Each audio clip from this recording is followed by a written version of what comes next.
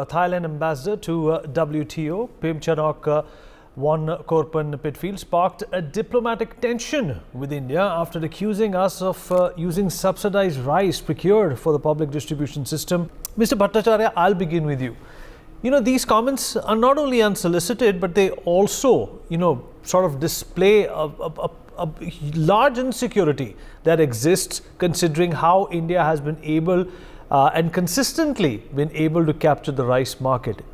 In fact, India is being accused of monopolistic policies. India is being accused of not following the WTO mandate, which of course are followed and respected by the world around. What do you think has been the reason for this kind of an accusation or an uproar in the WTO, and what does Thailand have to gain from it? We understand Canada cheering on after these comments were made, but why the Americans and the Australians are also feeling this pinch, and if they have been, why haven't they said anything about it? In fact, these are some of the countries which enjoy India's rice exports.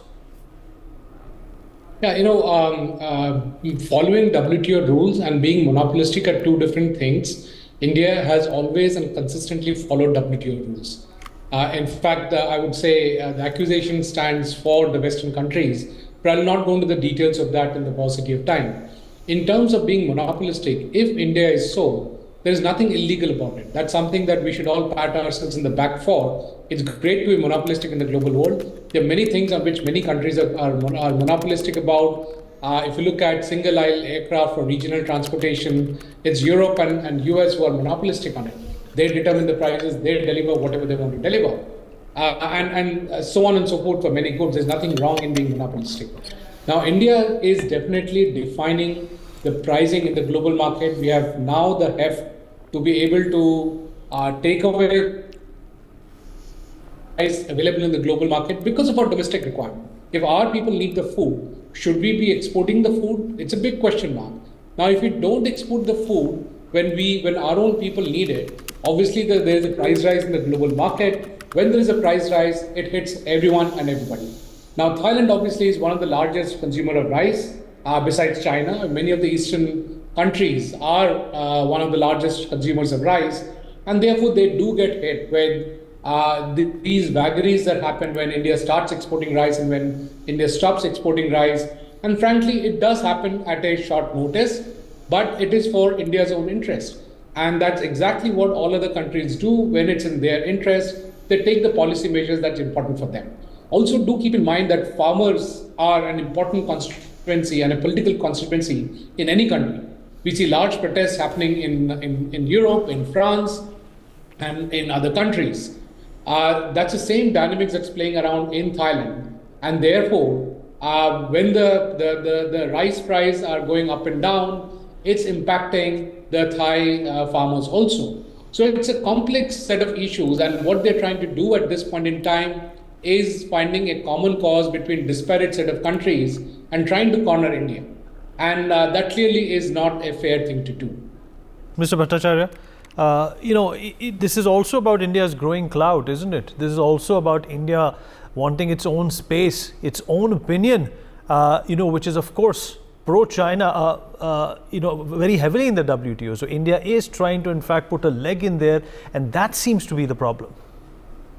That's what I said, that the East and the West is getting together to corner India because India is now showing its heft and is standing up for what is important for India. Let me lay threadbare how ridiculous these conversations and charges are at the global level. Thailand is one of the exporters of rice. So if somebody is exporting subsidized rice, and for a moment let's assume that's true, then it's impacting Thailand. Fair enough. What is impacting US? US is not even the top 10 producers of rice. If it's getting cheap rice, it should be happy. Now you look at it from Indian government perspective. Why would the poor of India, we may be a rich country, but we're a rich country of poor people. Why will the poor of India subsidize the food of the rich? Under no circumstances is that happening. There are input subsidies being given, as in cheap fertilizers to the farmers, but the allegation from the Thai government is that the Indian government is procuring these grains at a cheaper rate, storing it, and then selling it in the public market. That is clearly not happening.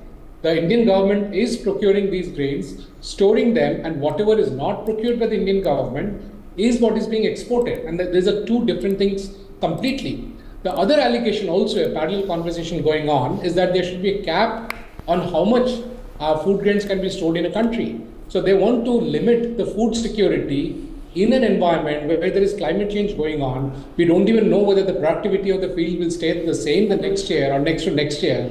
Civilizations have collapsed because of climate change in the past, and we are being armed, twisted, and forced to reduce our stock levels because that's what WTO says. Now, 16% of the global population, we are saying, will be left to the vagaries of unknownness and to the generosity of the West, who themselves have turned around multiple times and said no to the requirements of the developing countries, including vaccines, where India freely gave these vaccines. They were stored, not given to the smaller countries who needed it, and after a year and a half when the vaccines expired, millions and millions of these vaccines were dumped in the sea without giving it to those who need it. So this is the kind of behavior from the West. Don't we deserve to protect our interests? Don't we deserve to protect our poor? Shouldn't we take up the policies which are important for the food security of our people, for the healthcare of our people? And that's exactly what's happening in the global arena.